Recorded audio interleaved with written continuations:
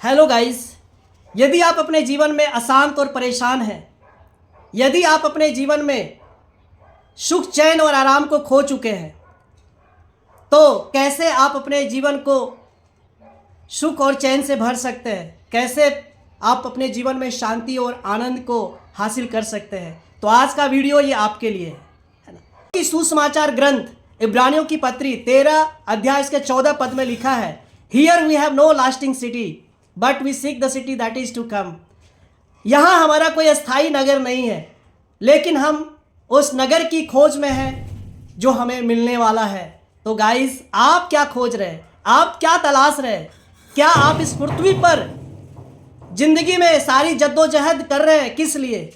आप इस जिंदगी में जगत को हासिल करना चाहते हैं, धन दौलत को पाना चाहते हैं, और वो सब कुछ, मान सम्मान रुतबा सब आप पाना चाहते हैं जो टेम्परेरी है, ये परमानेंट नहीं है। ये ना तो कभी किसी का हुआ है और ना कभी किसी का परमानेंट होकर के रहेगा। ये सारी चीज़ें जो दिखने को मिलता है संसार में, वर्ल्ड में, ये सब मिट जाएगा एक दिन।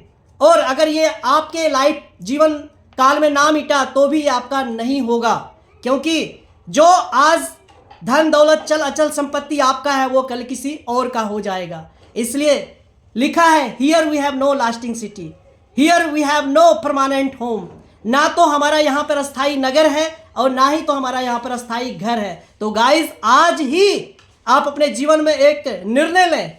आप उस अस्थाई नगर के लिए, उस अस्थाई घर के लिए आप परिश्रम करना स्टार्ट करें। ऐसा ना हो कि आप धन दौलत, नौकरी पेशा, चल अचल संपत्ति के लिए जिंदगी खपा दें, सारी जद्दोजहद करें और आप उसको पा भी लेंगे, लेकिन फिर भी वो परमानेंट नहीं है। और ऐसा ना हो कि आप सारा जगत को प्राप्त कर लें और फिर आप उस उद्धार से, मोक्ष से, मुक्ति से आप चूक जाएं।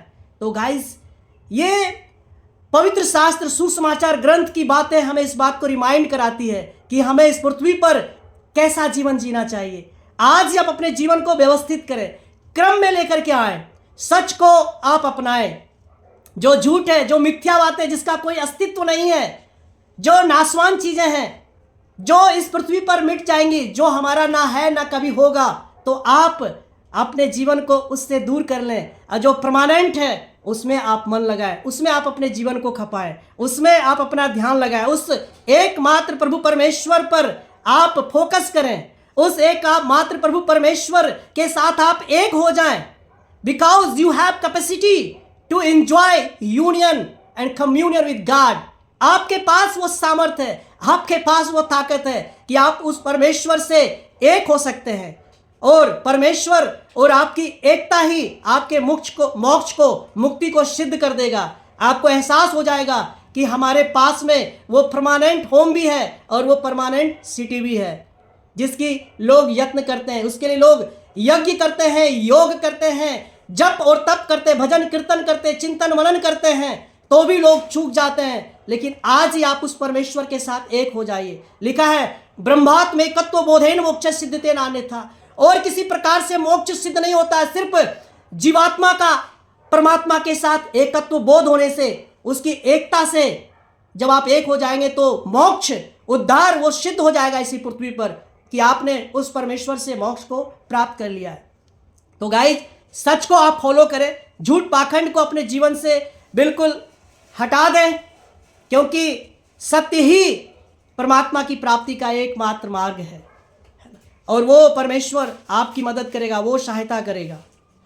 तो आप अपने जीवन को आज ही ऑर्गेनाइज करें, क्रम में अपने लाइफ को जीवन व्यवस्थित तरीके से करें। जो परमानेंट नहीं है उसके लिए आप ज़्यादा समय जब अपना जीवन ना खपाएं, जो परमानेंट है उसके लिए आप आज ही परमेश्वर के चरणों में आ जाएं और भक्ति का जीवन जिए, विश्वास का जीवन जिए और प्रार्थना का जीवन जिए। आप भलाई का जीवन जिए, एक दूसरे के लिए भलाई करें, एक दूसरे की चिंता करें, एक दूसरे से आप प्यार करें और त्याग का जीवन जिए, आप प्रेम का जीवन जिए, आप क्षमा का जीवन जिए। तो निश्चय आपके जीवन में सुख चैन और आनंद की बरसात होगी, वो स्वर्ग का झरोखे खुल जाएगा और अपरंपार आशीष की वर्षा आपके जीवन में होने वाली है। फिर आपके जीवन में क्रोध की जगह पर कृपा की बारिश होगी और श्राप की जगह आप आशीष के भागीदार होंगे। तो गाइस, आज ही आप उस परमेश्वर के चरणों में आ जाए और भक्ति में आप लीन हो जाए, उस परमेश्वर की भक्ति करें जो जीवित है, जो सच्चा है, जो एकमात्र परमेश्वर, जो कल्पनाओं से हटकर है, क्योंकि वो रियल है। उस एकमात्र सच्चे, जीवित और सर्वशक्तिमान ईश्वर की आप आराधना करें, जो रियल है, जो इमेजिनेशन नहीं है। वो कल्पनाओं से आप निकल जाए, भ्रम से निकल करके उस एकमात्र डिवाइन क्रिएटर की आप आराधना और प्रार्थना, मान्यता अपने दिल में करें। परमेश्वर आप सबको आशीष दे। Thank you for watching this video.